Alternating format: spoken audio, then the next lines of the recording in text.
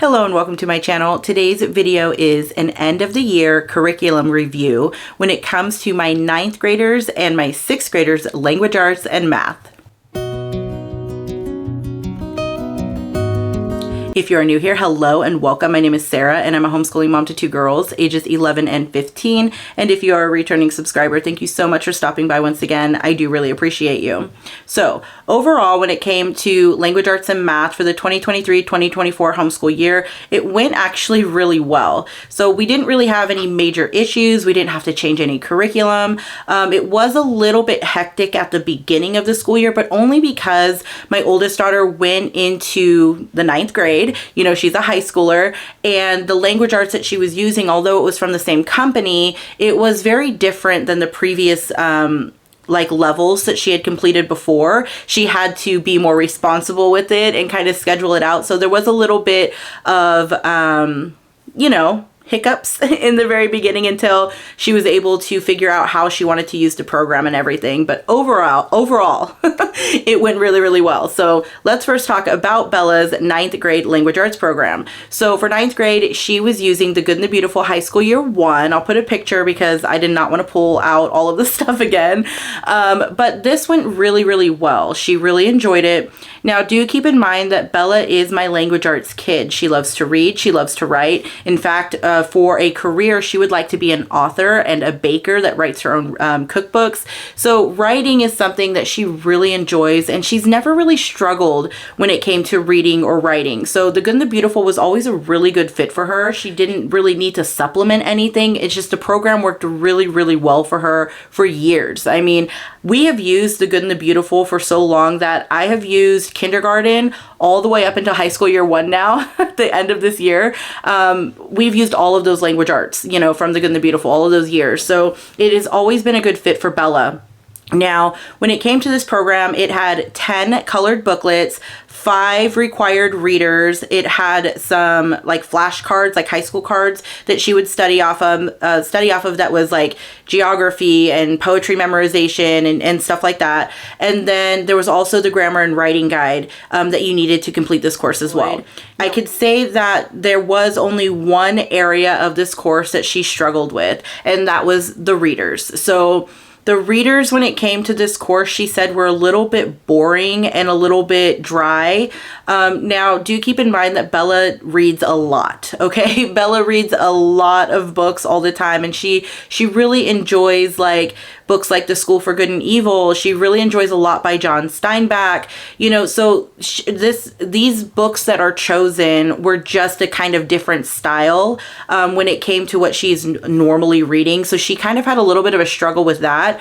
But what I ended up doing is this course does say, like in the beginning of this course where it's giving you instruction on how to complete it, it does say to include 4 or 5 more books as like a reading challenge for your student to go along with this. So they're not only reading the books that are required, they're also reading additional readers. And what I ended up doing is just allowing her to pick whatever book she wanted to read to be part of her reading challenge. So that's kind of how I tried to balance that out when it came to the readers that she really wasn't enjoying. But that is the only part of this course that she didn't really care for. And I know some people might think, well, that's a big part of it if she didn't like the reading that she was doing for language arts. But the unit booklets that she was completing, she loved. She loved the unit booklet. She loved the way that they were set up. She loved the sentence diagramming and the art that was in there, the geography that she was covering. She liked the writing assignments and the insight journals. So when it came to completing this course, she did complete this course on her own independently. I really only needed to correct her work. Now, after each unit booklet, there is a unit check that she would take. So it's like a little test after each unit booklet. I mean, I can't say she enjoyed that because, I mean, it was a test, but I did really enjoy that they included tests alongside the unit booklets. I just felt like it gave me a good understanding about what she was learning about and that she was retaining that information. So having the unit checks as an option was a win for us as well. And I do feel like it kind of it gave her that opportunity to study for a test, because we're not like huge test takers, at least in our homeschool we're not. I mean, this was kind of like a good opportunity to kind of get her into that whole study for a test type of situation and stuff. So we did enjoy the unit checks in here. And I did also enjoy that when it came to like sentence dictation, she was able to still do that on her own. I didn't have to stop and read the sentences to her. I didn't have to do any of that. She was able to listen to recordings on the website, on the Good and the Beautiful's website, to hear the sentence dictation being read to her, so she could pause it.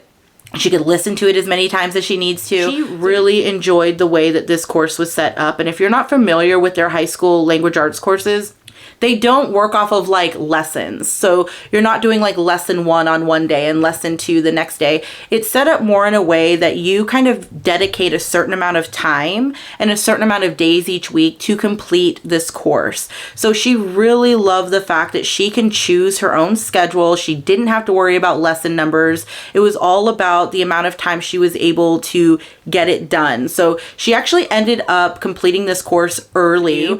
So we ended up doing where she's currently working on one of their like honors book studies right now. She's working through Little Men. So we are going to wrap up the year with that honors book study. She has not completed it yet. I do have a flip through on that book study though, if you're interested. But she is really loving the Good and Beautiful's high school language arts courses. She did say that they were similar enough to the past levels that she had completed when it came to the work that she was completing. So that wasn't stressful. It wasn't like a stressful transition because of the work she had to complete. It was more of a stressful transition when it came to trying to figure out the schedule she wanted to use. And I shouldn't even really say stressful for that. She just really needed to find balance, you know, in how to complete her work. So it wasn't bad. She transitioned really well from their previous levels into their high school course. So that was a huge success when it came to language arts for her for this year. Now, when it comes to Lydia's language arts, she also used the Good and the Beautiful, and she used the Good and the Beautiful language arts and literature level 5. Now with this course book, you get one big course book. There is an answer key as well. I think I have a PDF answer key. Yeah, it was a PDF answer key. It had 5 readers that went along with this course. You also had the watercolor around the world book that she would be completing, or that she did complete along with this, which she actually really enjoyed the art and geography in here. But with this one, they also had like geography and grammar flashcards that she was working on and all of that. So there was a lot of areas for like study and to, you know, review things in here. Now, this course covers literature, grammar and usage, punctuation, art, geography, vocabulary, writing, and spelling. Overall, we really liked this course. She loved how bright and colorful it was. She liked the readers, so that's a little bit different. Lydia did enjoy the readers that went along with this course. She thought that they were fun and exciting. The things that Lydia did not enjoy and that didn't really work well for us when it came to this course was actually the spelling workshop and the writing workshop. Now, it is all included in this course book, so it is like an all-in-one type of thing. But on one day, they would work on a spelling workshop, and then the next day, they would work on a writing workshop. She didn't mind the scheduling of that, but what was hard for her is that the way that they were teaching spelling and writing in here just didn't work well for her. I do feel that going forward, I would need to add in something else to further help her when it came to writing and the structures of writing, because this just didn't, for her, it just didn't fit well. And that doesn't mean that this curriculum is bad. She has always struggled when it came to writing and getting her thoughts on a page. So that's nothing new for Lydia. And to be honest, she doesn't like writing at all. Like, it doesn't matter if she's doing handwriting. It doesn't matter if she has to write a sentence. She just doesn't like writing. So we did focus a lot on reading over the past few years, and this is the first year that we really started to try and focus on getting her to write more and write paragraphs and write essays. So I don't know if it was all of that kind of made her just not like this part of it, but again, it was just not a good fit. And we are considering continuing on with the Good and the Beautiful with her when it comes to language arts, but you will probably see that I'm going to be making some adjustments for next year when it comes to writing and spelling. So with that being said, we did still overall really enjoy this course. We liked that there was recipes every now and again. We liked the activities in here. We enjoyed the pictures and the poetry. So everything else, when it came to teaching her new concepts and everything, she liked. She was able to grasp those things. It was primarily just the spelling and writing workshops that didn't sit well with her. But again, she's been struggling with spelling and writing for years, so I could see why it didn't sit well with her. But there's that. Overall, we did really, really enjoy it. And she really did like the watercolor that went along with this. Now, the last little language arts aspect that we had for Lydia was handwriting level 4. This did not work out very well for her this year. She's not even halfway through this book, but again, she does not enjoy writing. So even though they have some fun activities in here, or more not activities, but like drawing, coloring, stuff like that. So as you can see, she would draw the bunny down here, or she could color the hummingbird and draw her own hummingbird. Even though it had all of this like art incorporated, she still just did not want to do handwriting. This was a struggle and kind of an argument all year. She just really did not want to do this. We are going to continue to try and introduce this one back next year, but she probably only worked on a couple of pages every week. Sometimes we would just forget about it because she didn't enjoy it. So she wasn't being like, hey, do we have to do handwriting today? She wasn't like that because she didn't like it. I don't want to say that it's bad. Their handwriting is actually my favorite handwriting program that we've ever found or used. And Bella really enjoyed all of their, I think they have like 7 levels. She did all of them and she liked them. She loved them. She thought they were so much fun. But for Lydia, it's just getting her to write that is challenging. So it's not the course's fault. It's not the Good and the Beautiful's fault that she doesn't like writing. It is a good program. It's just she does not want to write. So now when it came to math for my 9th grader, she was using Matthew C. Algebra 1. Now, if you've been on my channel before, you know that we've made a switch a couple of years ago to Matthew C. She went from teaching textbooks to Matthew C. during the pre-algebra year. And this was a much better fit. We were noticing a lot of gaps when it came to her math, and Matthew C. kind of fixed that, I feel, because it is a mastery approach as well. It makes sure that she understands the concept before she moves on. That is what Bella needed. She did not like the spiral approach of teaching textbooks or even any of the other math programs that we've used in the past. So this is just a really no bells and whistles, straight to the point math program. It is not colorful. It is not beautiful. It is just black and white worksheets and video lessons that she's using.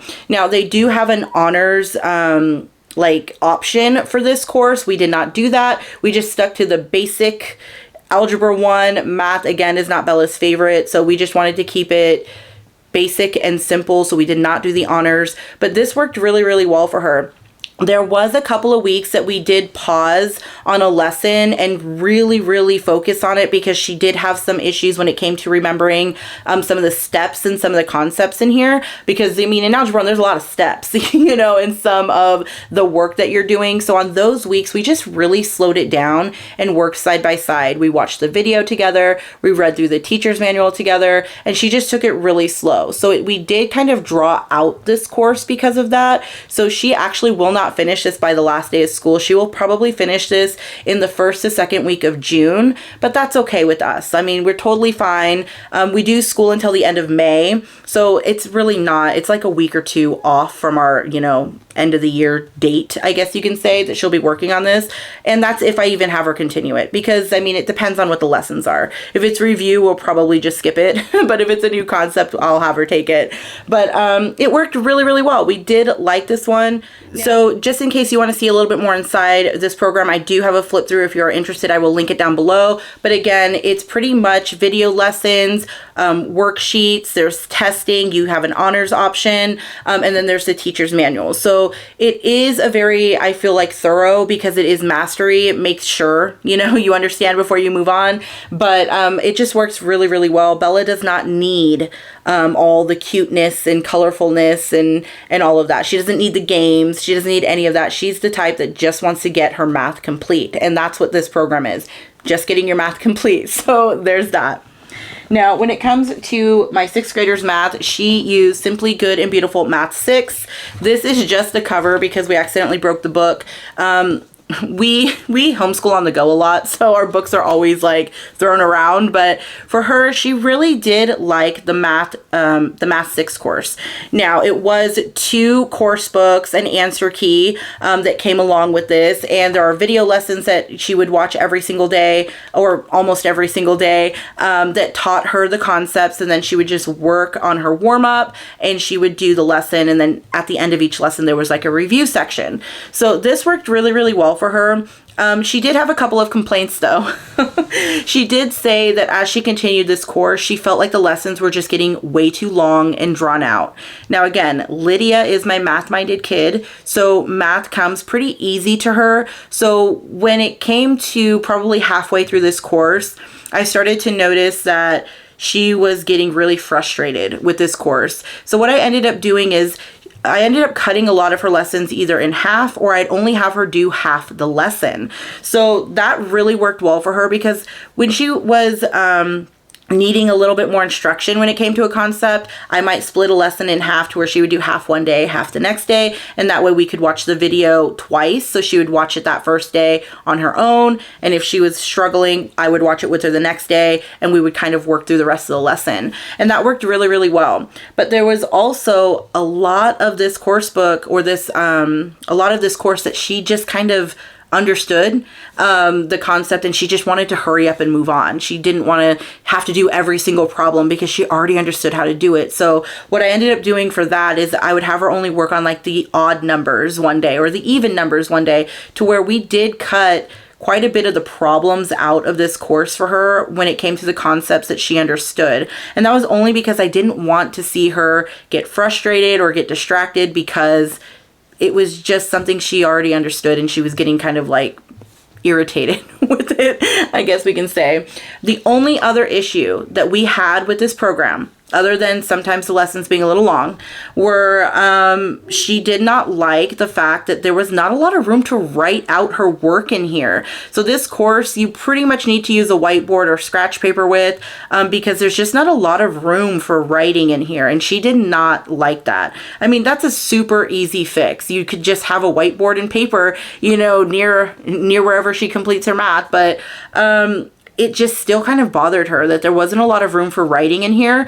But overall, she did say she really liked it. She does still want to use the Good and the Beautiful math, because she has really enjoyed like the activities, and sometimes there's games and things like that. She likes all the bright colors and pictures in here. So this was a huge win for her. So that is what I kind of wanted to talk to you guys about today. We did enjoy language arts this year. We did enjoy math overall. There was a couple of little hiccups here and there, a couple of little things my kids just didn't really care for in some of the curriculum, but overall it was a huge success, and it got me thinking about certain changes for next year. It's not going to be like huge changes, but little changes here and there, just to kind of work out some more of those kinks. But that is it for today. If you have any questions, please leave them down below. And as always, thank you so much for stopping by. You have a great day. Bye.